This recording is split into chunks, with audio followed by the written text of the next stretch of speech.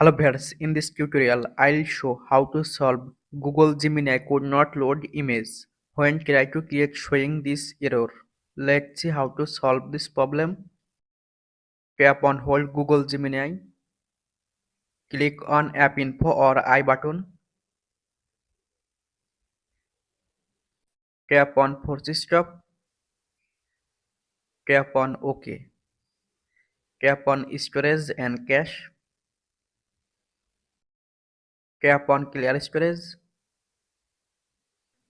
tap on delete. Go to Play Store, click on search bar, search Gemini,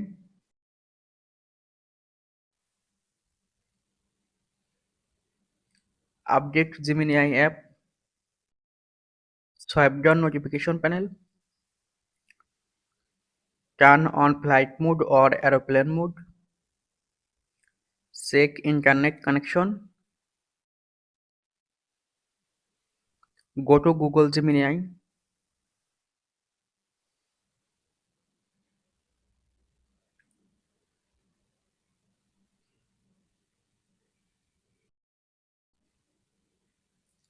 problem solved. Thanks for watching. Don't forget like and subscribe.